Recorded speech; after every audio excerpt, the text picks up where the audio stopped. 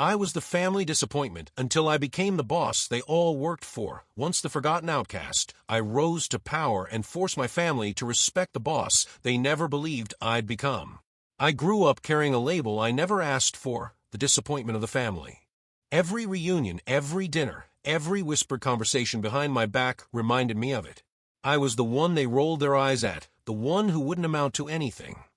My cousins were praised for their grades, my sister for her beauty, and I was the cautionary tale. Even as a kid, I could feel the weight of their judgment pressing on me, like a chain I couldn't break. At Christmas dinners, my mother would boast about my siblings' accomplishments while avoiding eye contact with me. When relatives asked what I was doing with my life, the silence that followed my answer was louder than any insult. It wasn't just indifference, it was dismissal. They didn't simply think I was unremarkable. They thought I was destined to fail. My father once told me, some people are leaders, some are followers. You're neither, you just drift. Those words carved deep into me, and I carried them like scars. But here's the thing, when you're branded as worthless, you start to burn inside. A fire grows from a humiliation, and if you feed it with enough determination, it becomes something unstoppable. At that time, they couldn't see it. They didn't notice me quietly working, studying, planning. They only saw what they wanted to see, failure. What they didn't realize was that their cruelty was giving me the sharpest kind of motivation. And that's exactly why the day I became their boss was the day I finally understood the true taste of revenge. After high school, I wasn't celebrated with scholarships or family applause like the others. Instead, I got a pat on the back and a warning, don't embarrass us. That phrase echoed in my head for years. I took the jobs nobody else wanted, washing dishes, stacking boxes, answering phones in an office where no one remembered my name. They thought I was stuck, that I'd stay at the bottom forever. And honestly, for a while, I believed them. Every paycheck barely covered rent. Every rejection letter reminded me of how far behind I was compared to the golden children of my family. At gatherings, my uncle would joke, maybe one day you'll find a real career. Everyone laughed. I laughed too, but inside it cut deep. Still, while they mocked me, I was learning. Every late-night shift, every grueling task, every boss who underestimated me became my teacher. I absorbed everything, how businesses were run, where money leaked, what made people quit, and what made them stay. I started taking online courses on weekends, teaching myself management, marketing, and finance. I read obsessively, scribbling notes until my fingers ached. No one noticed. To them, I was invisible. But invisibility has its advantages. It allows you to prepare in silence, to sharpen your weapons where no one can see. And that's exactly what I did. While my family saw a failure, I was building the foundation of something they could never imagine. And when the first opportunity finally came my way, I grabbed it with both hands, knowing this was the beginning of the end of their laughter. The opportunity came through a company no one in my family cared about, a small logistics firm that most people overlooked. I started at the very bottom, managing inventory in a dusty warehouse with flickering lights and broken air conditioning. Everyone else hated it, but I thrived. It wasn't glamorous, but I finally had control over something, even if it was just a stack of boxes and a clipboard. I worked harder than anyone. When shifts ended, I stayed late, studying the systems. I found ways to cut costs, reorganize schedules, and even suggested improvements to the software that tracked deliveries. At first, no one paid attention. But after a few months, my ideas saved the company thousands. That was the first time someone in authority looked at me differently. My manager called me into his office, handed me a promotion, and said, "You see things others miss." Those words lit a spark. It was the opposite of everything my family had ever told me. From that moment on, I became obsessed with growth. I climbed from warehouse manager to operations coordinator, then to regional supervisor. Each step gave me more confidence, more power. I wasn't just drifting anymore. I was moving with direction and fast. Meanwhile, my family kept treating me like the same old disappointment. They had no clue how far I was climbing. To them, I was still the one who would never be successful. But in the silence of my own grind, I began to see something clearly. One day, they wouldn't just notice me. They would depend on me. And that day was closer than anyone could imagine. By the time I was in my late 20s, I had carved out a reputation for myself in the industry. I wasn't just another employee anymore. I was someone companies wanted to hire, someone who could turn struggling operations into profit machines. Still, I wasn't satisfied. Working for someone else felt like living half a life. So I took the biggest risk I'd ever faced. I left my stable job, emptied out my savings account, and started my own company. It was small at first, just a rented office space and a handful of employees who believed in me. We didn't have fancy equipment or a big budget, but what we had was grit. The first year nearly broke me. I barely slept, living on coffee and instant noodles, terrified that every wrong decision would sink us. But slowly, deals started coming in. Clients trusted me because I had been in the trenches, because I spoke their language and knew their struggles firsthand. Within 3 years, the company wasn't just surviving, it was thriving.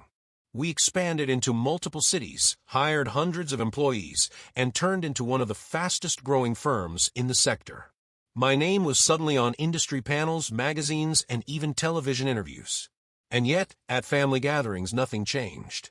They still asked shallow questions like, "So, are you doing okay financially?" as if I was barely scraping by. My cousins bragged about their corporate titles, my sister flaunted her designer clothes, and I just smiled, keeping my empire secret. Because deep down I was waiting for the perfect moment when the truth wouldn't just surprise them, it would shake the ground they stood on. And when that moment arrived, it was even sweeter than I had imagined. That moment came disguised as a crisis. My father's business, the very company he had always paraded as proof of his superiority, was collapsing. Years of arrogance, poor management, and overspending had finally caught up with him. Suddenly, the man who once called me a drifter with no direction was drowning in debt. Word spread fast through the family. My cousins whispered about layoffs, my mother pretended everything was fine, and my sister insisted it was just a temporary setback. But I knew the truth. The company was weeks away from bankruptcy. Then came the call I'll never forget. My father's voice was quieter than I'd ever heard it. "I need your help," he said. For a second, I almost laughed. The same man who had dismissed me, who had made me feel like nothing, was now asking me to save everything he had built. I didn't rush to say yes. I let him sit in the silence, knowing he was swallowing pride that had been unshakable for decades. Finally, I agreed, but not as his child. I agreed as a business professional, as someone who had the power to take control. When I walked into that boardroom for the first time, the entire family was there. Faces that once looked down on me now watched with uncertainty. Some were nervous, others resentful. And my father, he looked smaller than I had ever seen him. That was the day I stopped being the disappointment. That was the day I became the boss. And little did they know, from that moment forward, they would all be working for me. Taking over my father's business wasn't just about numbers on a balance sheet. It was about rewriting the power dynamic that had ruled my life since childhood. The boardroom smelled of fear that day, and for once, it wasn't coming from me. The contracts were clear. In exchange for my investment and restructuring plan, I would become majority owner. My father signed with trembling hands, and I couldn't help but notice how no one in the room met my eyes. The same people who used to laugh at me now pretended not to breathe too loudly. The transition was brutal. I cut unnecessary expenses, replaced lazy managers, and introduced systems that modernized the entire company. Employees who had been ignored for years finally felt seen, and in return, they gave me their best. Slowly, the numbers turned around. What once was sinking became profitable again. My family, however, hated it. They weren't used to answering to me. My uncle grumbled about the new schedules, my cousins whined about stricter policies, and my sister threw tantrums when her department's budget was cut. But it didn't matter. Their resistance only proved how blind they had been for so long. I didn't raise my voice, I didn't gloat, I didn't throw their old insults back in their faces. Instead, I let my authority speak for itself. Every meeting ended with them following my instructions. Every report showed that my way worked. And slowly, the realization hit them. I wasn't just in charge. I was the one holding their futures in my hands. For the first time in my life, the disappointment had become the standard they all had to live up to. The irony wasn't lost on me. For years, they had told me I wasn't capable, that I'd never lead, that I was too soft to succeed. Yet here they were, clocking in under my company, waiting for me to sign their paychecks. The first family dinner after the takeover was unforgettable. Usually these gatherings had been a parade of condescension, stories of my cousin's promotions, my sister's shopping trips, my father's self-congratulations. This time, the air was different. Nobody bragged. Nobody laughed at me. In fact, they barely spoke at all. I sat there calm and composed while their eyes darted toward me, full of quiet resentment. My mother tried to smooth things over, asking me about work, as if she didn't know the truth. My sister refused to make eye contact. And my father, he looked at me with something that wasn't pride, but it wasn't contempt anymore either. It was dependence. I didn't rub it in. I didn't need to. The silence was victory enough. For the first time, they couldn't treat me like the outsider, because without me, their world would collapse. After dinner, one of my cousins cornered me in the hallway. His voice was low, almost ashamed. "I never thought you'd be the one running everything." I smiled politely, replying, "Neither do the rest of you." Walking away, I felt lighter than I ever had before. I had spent years carrying the weight of their judgment, and now, that weight was finally on their shoulders. But deep down, I knew this wasn't the end. Because power changes everything, and my story with them was far from finished. The more control I gained, the more obvious it became how fragile their loyalty was.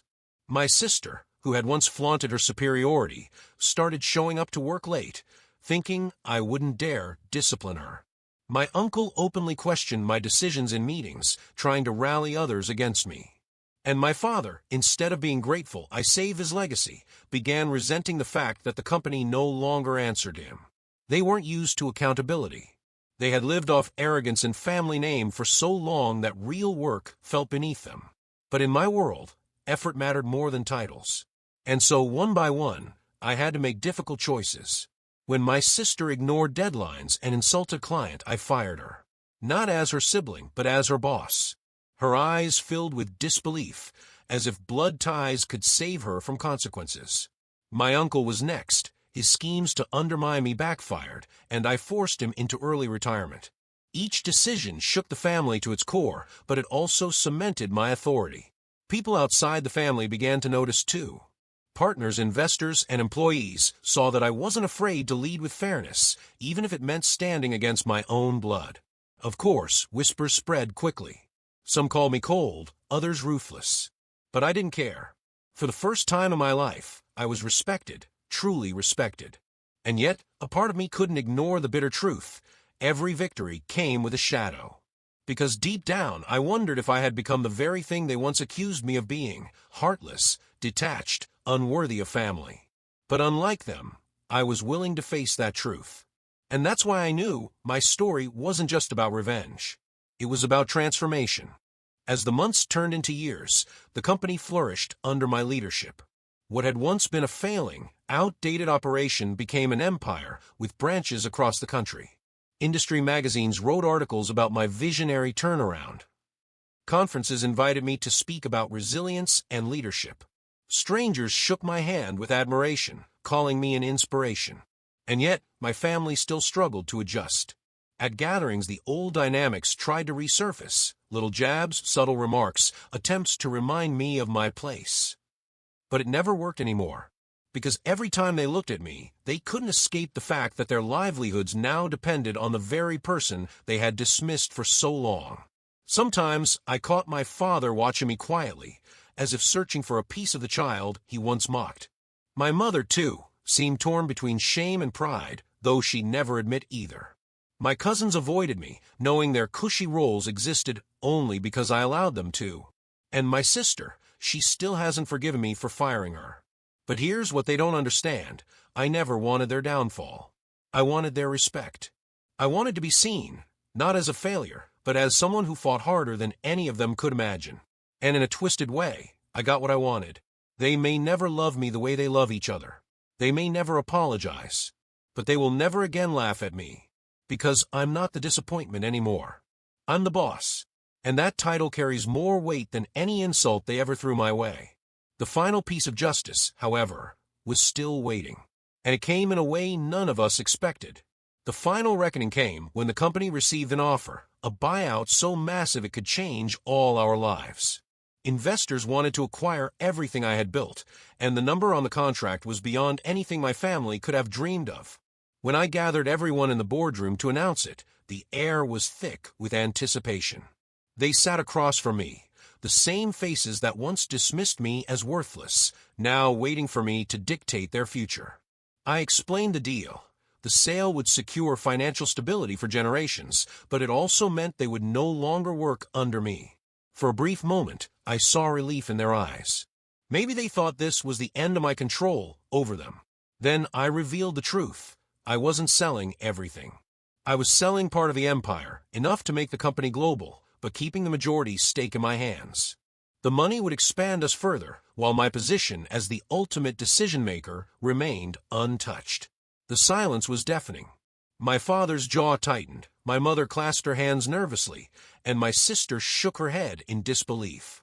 They thought they were finally free. Instead, they realized they were tied to me more permanently than ever. In that moment, I didn't gloat, I didn't lecture, I didn't throw their insults back at them. I simply said, I was the family disappointment once. But that disappointment built the empire you all now depend on. And don't ever forget it. Walking out of that boardroom, I felt a strange calm. I had wanted revenge, yes, but what I had truly earned was respect. And in the end, that was worth more than all the money in the world.